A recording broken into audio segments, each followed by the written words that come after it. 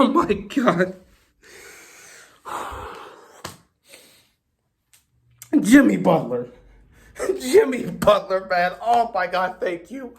Thank you, Jimmy. Oh my God, that was one of the greatest playoff performances I've ever seen.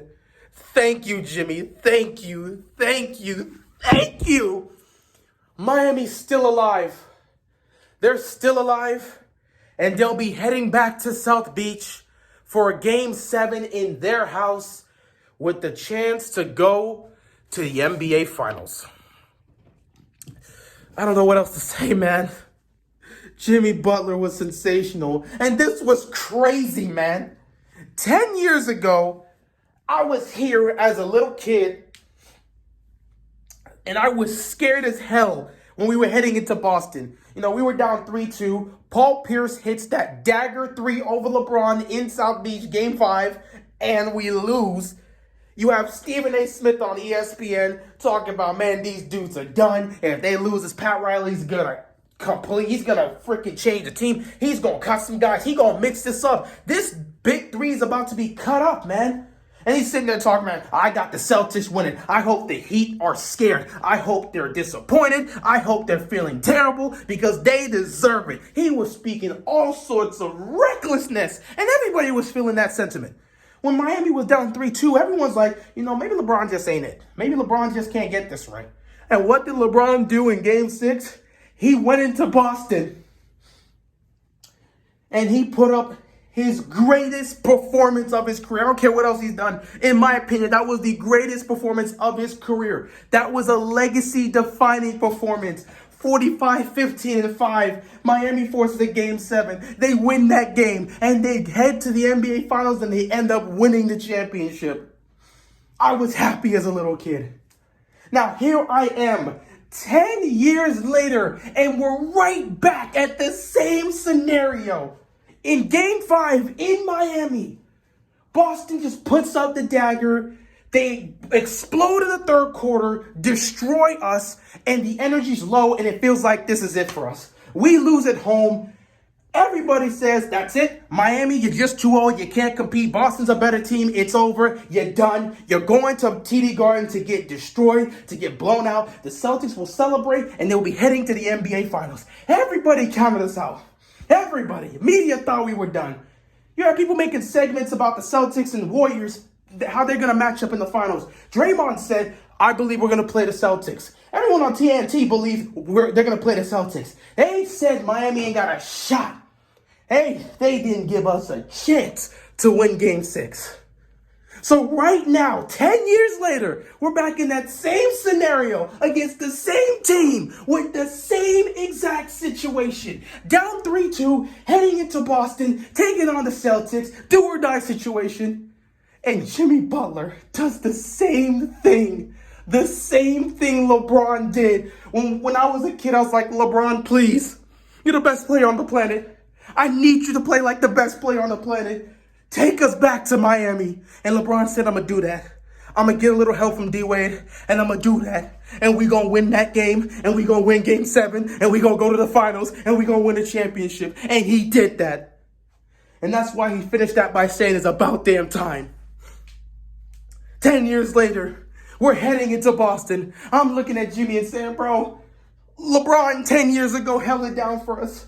Can you do it for us? I said that too. And what was it? I don't know if it was my video where I said Judgment Day, which came out, yesterday, or if it was in my recap. But I said Jimmy Butler needed to have a LeBron James type of performance. If Jimmy Butler can have a LeBron James type of performance and he gets help from somebody, we could potentially win this game. And that's exactly what he did. I looked at Jimmy and said, bro, I need you to give me a LeBron type of performance. And Jimmy said, okay, I got you. 47 points, 9 assists, 8 rebounds.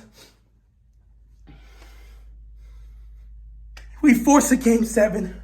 And Kyle Lowry, 18 points, 10 assists. That's what we needed. Easily the best playoff game Kyle Lowry has played for us this entire postseason. When we needed him most, he helped Jimmy out, and that's all we needed. And now here we are, forcing a Game 7, heading back to South Beach, heading back to Miami for a Game 7. with a chance to have a repeat in history. 10 years ago, we were able to win that Game 7 at home and advance to the finals. Will we be able to do it this time? I don't know. I really don't know. But it is possible. If you can win on the road, you can certainly win at home. You're going to need another great performance from Jimmy Butler. Anything less than 30 points, we will lose this game. You need 30-plus points from Jimmy Butler. You need another great performance, both scoring and assisting. Like, I know Kyle Lowry did not shoot the ball well. I believe it was 5 of 14 from the field and 4 of 9 from the three-point line. He was 4 of 9 or 3 of 9 from the three-point line. But he made a lot of clutch baskets, including that 3 that tied the game, in which you had Derek White. He was wide open in the corner. He hits a 3. The momentum's going all towards Boston. We call a timeout. And Kyle Lowry coming out the timeout, he hits that 3 and ties the game and silenced the crowd, and that just got the momentum back on our side. We desperately needed that. So if Kyle Lowry can show up, Stru started to get it going in this game. If he can show up for a Game 7, if you can get Kyle Lowry showing up for a Game 7, if you can get Stru showing up for a Game 7, if you can get more from Vincent, if you can get more from Caleb, if you continue to get what you're getting from PJ Tucker, if you get a 30-plus point performance from Jimmy Butler, and maybe if Tyler Hero comes back and he provides something for you, maybe, just maybe, you can win this game and you can advance to the NBA Finals. There's so much on the line, bro. There's so much on the line. You have a chance to repeat history for the Miami Heat. If you win Game 7, we will be talking about this for a while. It will be like, hey, man, 10-year anniversary. 10 years ago, we did this to Boston. 10 years later, we did it again. It will be an absolute nightmare for Boston if that happens. But, man, it's going to take a lot. It's going to take a lot to win this game, bro. It's going to take a lot to win this game. But Jimmy Butler knows what he has to do. D-Wade actually called him before the game to help motivate him. And that was enough motivation for him to go out there and save our season. We needed every single one of those 47 points from Jimmy Butler. We needed every single one of those 18 points and 10 assists from Kyle Lowry. We needed everything. Everything these guys went out there and showed us, we needed all of it. We needed all of it if we were going to win that game.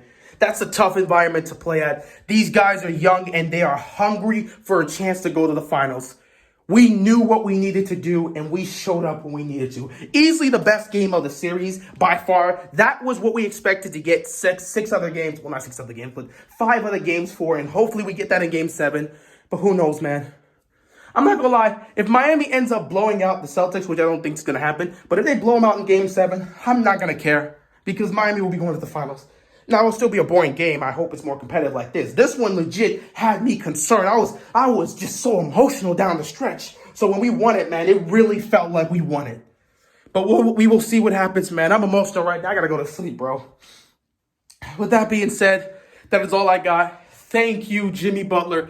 Thank you. Thank you. With that being said, man, I'm getting really emotional on camera. With that being said, that's all I've got, and I'm out of here, man. Peace.